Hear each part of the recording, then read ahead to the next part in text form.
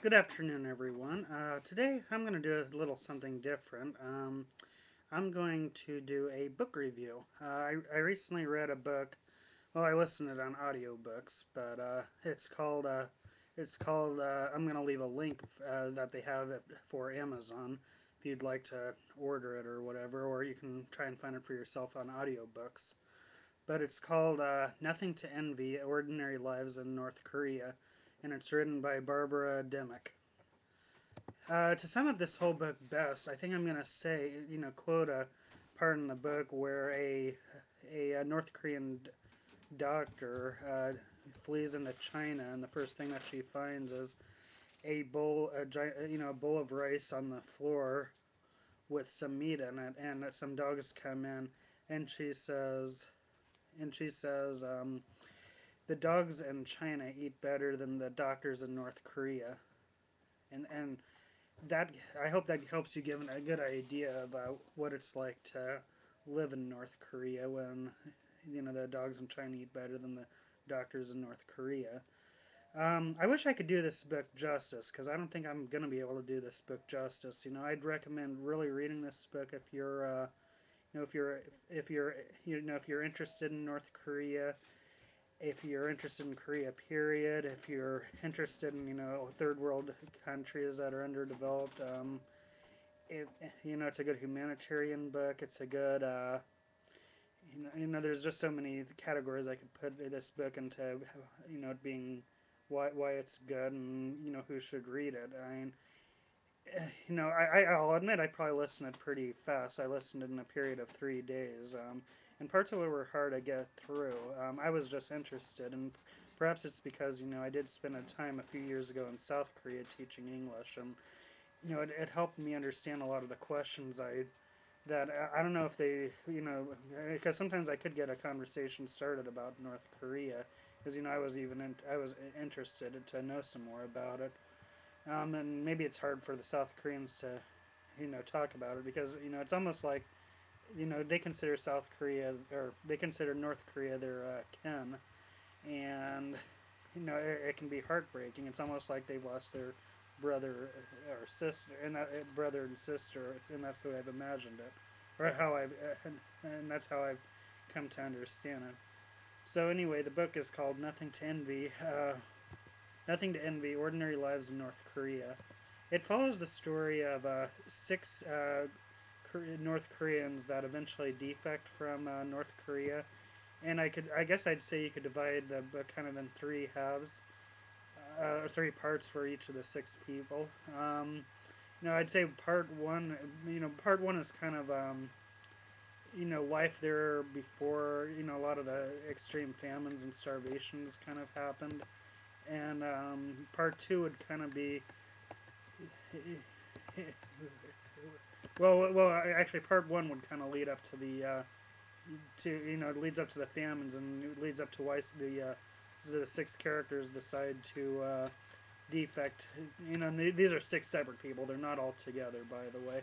They all they eventually all come to whatever reason that they come to that it's just not worth it to stay in North Korea, and they usually go to China first, and then from there, however they get there, they go to South Korea, and so so I'd say the second part would be each of the six people defecting into China, and then from there eventually getting to South Korea, and the third part would be them adjusting to each one of them adjusting to their new life in South Korea, and it's pretty hard for them to. I'll just say it's pretty hard for them to adjust to life in South Korea. The nice thing is right now they're you know in their constitution it basically talks about in South Korea basically talks about how people who come from North Korea they can get aid from the government because they consider them still part of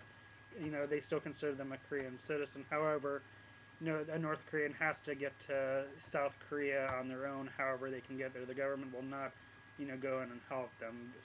So basically, if they can get there, the South Korean government will help them. And this includes, I think it's 3 months of a debriefing where they basically try and because North Korea is, you could it's almost like they're centuries behind the rest of the world. So part of it is to bring them up to speed. Teach them things like how to go on the train and things like that. And and then when they're done with this debriefing program, they're given 20,000.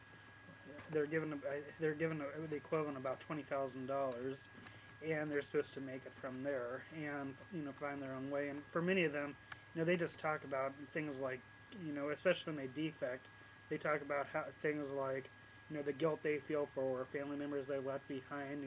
How hardening it is for the lies that they were fed, and I'm going to get into that in a minute. And also, you know, and also just how exhausting it can be because in North Korea they decided things like what they wore every day. So when you open up your closet all of a sudden one day and there's like maybe 100 different outfits or however many they've bought, and it's like, what do I wear today? It's just so different for them.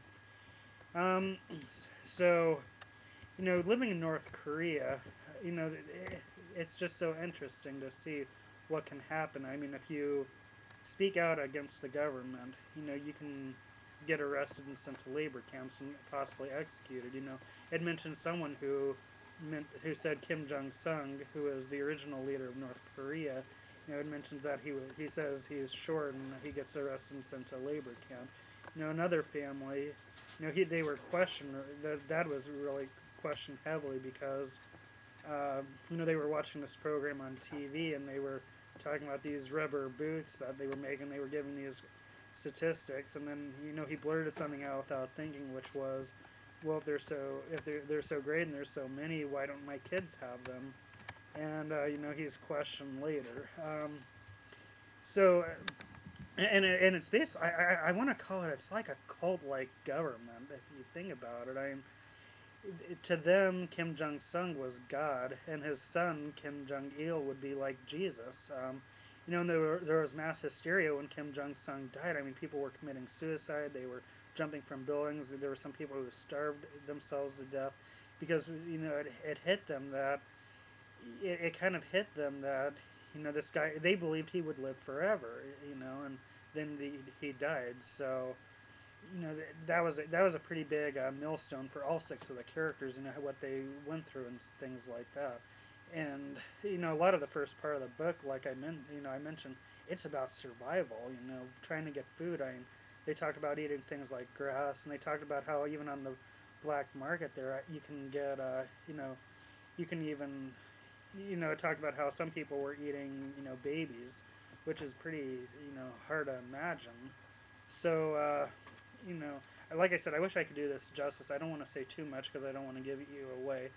I guess I'll end it by saying, if I had to pick a favorite character of the six that they went through, I'm gonna have to say my favorite would be they had this couple who dated for about 13 years, and to get any idea of what dating is like in North Korea, it took them 6 years just to hold hands, and I think it was another 7 years before he kissed her, and it was just a small peck on the cheek. So that's kind of what dating is like in North Korea, I guess.